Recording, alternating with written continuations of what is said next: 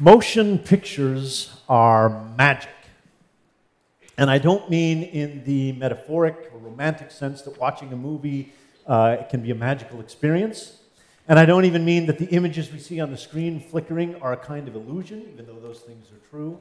I mean that the entire industry of motion pictures owes its existence to magicians. And therefore, I think that motion pictures are a form of magic. And there are hundreds of stories I can tell you to make this case, but because time is very short, I have chosen 3. And the first one is about a wonderful, fantastic magician named Robertson.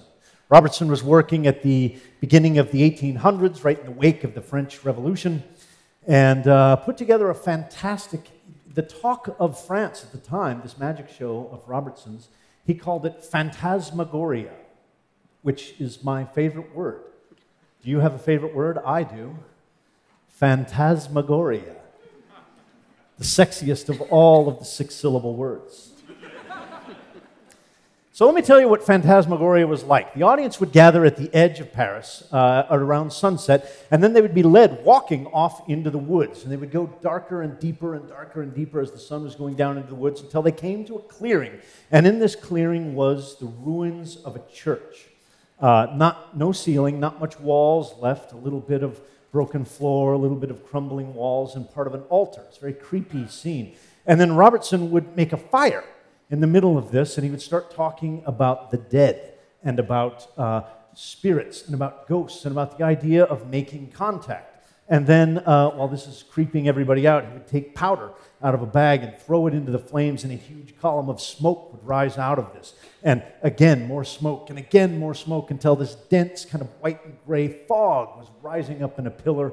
And as the people were looking at this, a light would begin to glow in the middle of this fog, and then it would grow and get brighter and grow and get brighter until it made a face, a human face, and that face with a booming voice would begin to speak. And the people were terrified.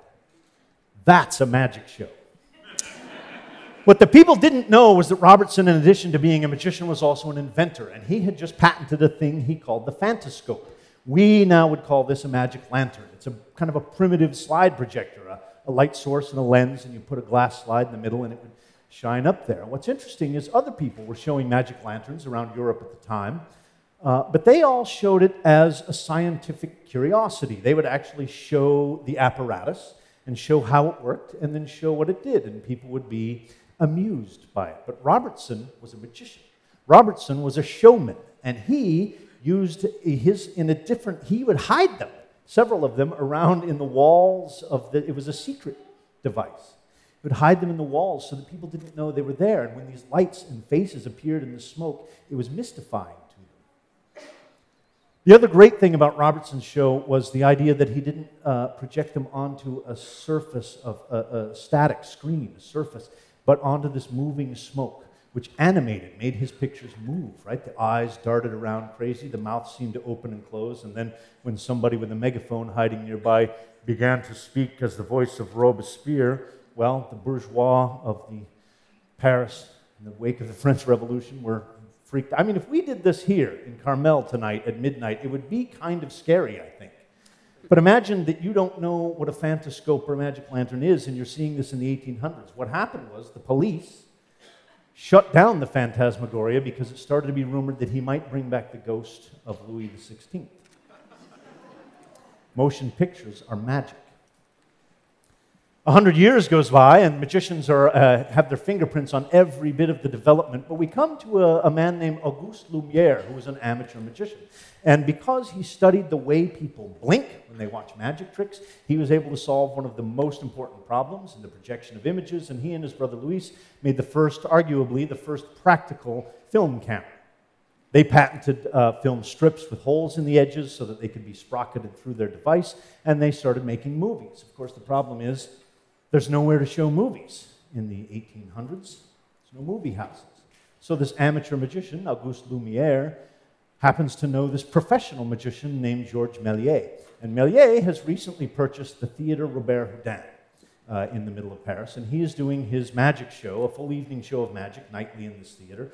And they make an appointment. The Lumières make an appointment to meet with Georges Méliès, and they show him their invention, and he flips out because he instantly knows what you're seeing right now. He instantly recognizes that if he were to film his magic show, he could project it onto a big screen, and instead of 150 people being able to watch it, 500 people would be able to watch it. And he tries to buy their device from them, and they say no. Not to be deterred, he teams up with another magician named David Devant. They find a guy who's a mechanical genius, they reverse engineer, and they make their own version of the Lumiere's device. And by 1896, George Méliès is displaying films in his theater as part of his magic show. And then an amazing, amazing thing happens, and it happens by accident. He and his crew are making a movie with their little crank handle in the streets of Paris, and their device breaks. And they have to take the handle off, and they work on it, and they get it working, and they get it working again. And what they don't realize is that time has passed between it stopping and starting again. And so when they develop their film and they watch it, for a while they're actually fooled by their own accidental magic trick. They see a carriage crossing the street in Paris, and then suddenly, right in the middle of the frame, it changes visibly into a hearse leading a funeral procession. And after a while, they understand what happened, and Méliès instantly realizes how he can use this, and so it is a magician who discovers or creates editing, which is the essence, the actual thing that makes film different than any other art form. Motion pictures are magic. Oh, Méliès does one other thing. He realizes that we don't just have to document and show what happened, we can use it as a narrative tool, and he begins to tell stories with his films. And his films are all full of magical happenings, skeletons that come to life, people that disappear, a decapitated head that begins to look around and speak. And that iconic image that we all know of the man on the moon and the rocket that lands in his eye. That's Méliès, the magician. I started making films, little short films of my own repertoire, not to show to anybody or for any reason, just for my own kind of record. Sort of doing, not with an audience, but just walking through my tricks and making these little short movies. And one of the tricks that I filmed is called the Passage of Silver. And what happens is I have 4 silver dollars in my hand, and I close this hand, I show this hand empty. And then I turn my fists over and I shake them for a moment, and when I open this hand, there are 3, and there's 1 here. And then I close my hands again, and I turn them over and I shake them like this, and when I open them, there are 2 and 2. And one last time, I close my hands and I shake, and now there's nothing, and I spill out, ching, ching, ching, ching, all 4 coins. And then, when I was looking at this, I decided just for the fun of it, I would make a little coda to it, right? And so I made an ending that wasn't real sleight of hand, it was an edit. I picked up one of the silver dollars, and I held it out here visibly at my fingertips, where you could see it. And this hand was empty. And then I just sort of waved my hands up and down like this, and without cover or hiding, that coin would disappear completely and appear visibly at the fingertips of my other hand.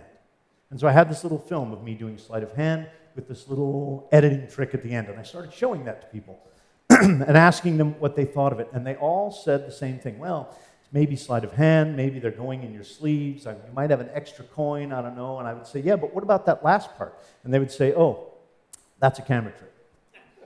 Universally, they would just recognize and say, well, how do you know that? And they would say, I just know. So modern people are so sophisticated, have seen so much media that we can recognize frequently and edit when we see it, even though we don't exactly know what it is that tips us off about it. And that gave me this amazing idea.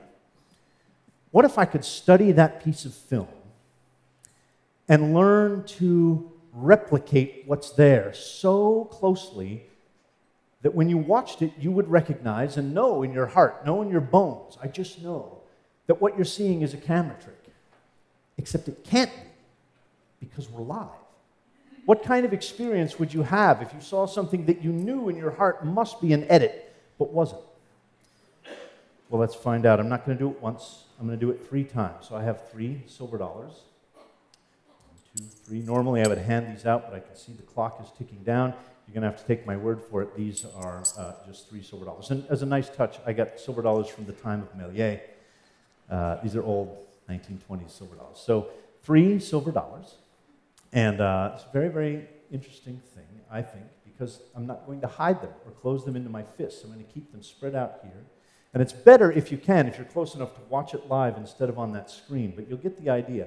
with no sort of cover or hiding, I'm just going to, as I said, I'm just going to sort of wave my hands up and down a little bit like this. I know. I know. And you're going to see a coin disappear from this side and reappear over on the other side. Now, the reason I do it 3 times is because when people see it the first time, they're like, I wasn't ready. I didn't know exactly what I was going to see. And now I understand it, and let me focus, okay? So don't blink. One of these will travel over here. And in fact, I'm going to move my hands a little bit further apart, just so you don't think I'm throwing it from one side to the other. 3 coins, nothing else. If this were really editing and not me doing sleight of hand, I'd be able to do other funny things, right? If I could run back just like 10 seconds.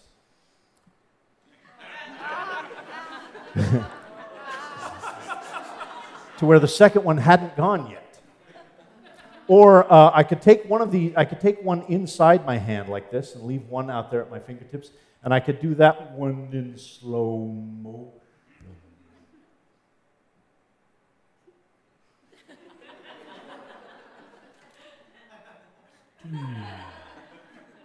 Okay, watch this last one. That's it. That's 1, that's 2, that's 3.